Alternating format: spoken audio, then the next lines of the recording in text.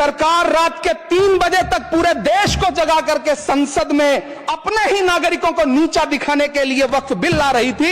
इस बिल के कानून बनने पर वक्फ बोर्ड तो इस प्रोविजन से हाथ धो बैठेगा। मेरी अब भी आपसे अपील है कि इस बिल को वापस लीजिए। यह बिल कहीं से आपके अपने नागरिकों के लिए अच्छा नहीं है। यह बिल सिर्फ इस देश के मुसलमानों को नीचा दिखाने का। मैं सबसे पहले दाद देना चाहती हूं इस बिल के टाइमिंग की कि अभी ईद की रौनक बुझी भी नहीं थी और हमारी जड़ों पर एक नया फरमान लाया गया। पहले उत्तर प्रदेश में मुसलमानों को नमाज पढ़ने पर रोक लगाई और फिर सौगात में ये बिल लाया गया। निसार में तेरी गलियों पे है वतन, जहां चली है रिवाजो गैर कि कोई ना सर उठाकर चल सके। मैं सभापति जी आपको ये बताना चाहती हूँ कि ईद के मौके पर एक विधवा महिला अपनी लड़की के साथ मेरे पास आई और उसने बताया कि वह एक वक्फ की प्रॉपर्टी में रहती है, वही उसके सर पर छत का काम भी करती है और उसकी रोजी रोटी भी वहीं से आती है। वो इस बिल को लेकर इतनी फिक्रमंद थी कि कहीं उससे वो उसकी संपत्ति ना छीन ली जाए।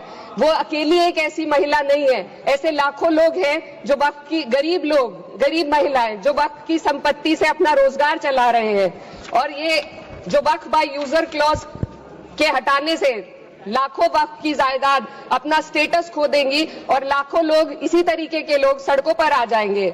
वक्फ क्या है? वक्फ बाय यूजर क्या है? इसका ये मतलब है कि कोई जायदाद अगर सालों से दीन और भलाई के कामों के लिए इस्तेमाल हो रही हो तो वो खुद ब खुद वक्फ मानी जाएगी।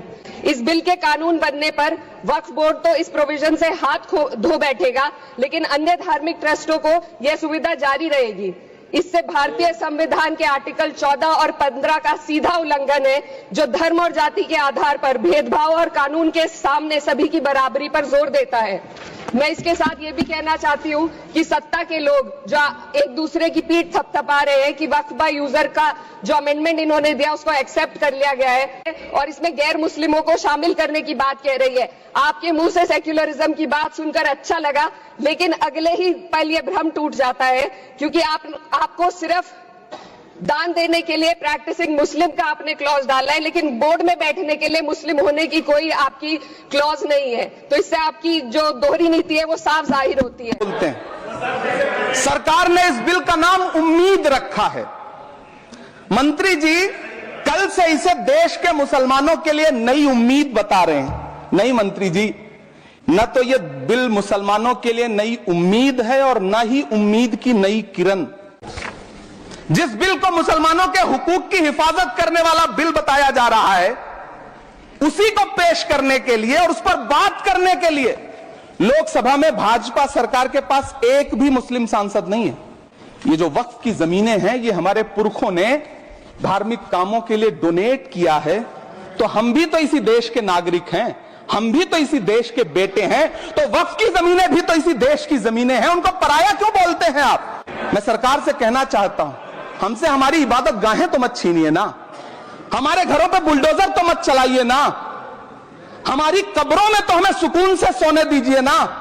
नीतीश कुमार जी हो, चंद्रबाबू नायडू जी हो, चिराग पासवान जी हो, जयंत चौधरी जी हो, देवे गौड़ा जी हो, जीतन राम मांझी जी हो, सबको समझना पड़ेगा कि जब जंगल में आग लगती है तो न वो बरगद बचते हैं जो हवा को आंधी में तब्दील करते हैं, न वो बांस बचते हैं जो आपसी रगड़ से चिंगारी पैदा करते हैं।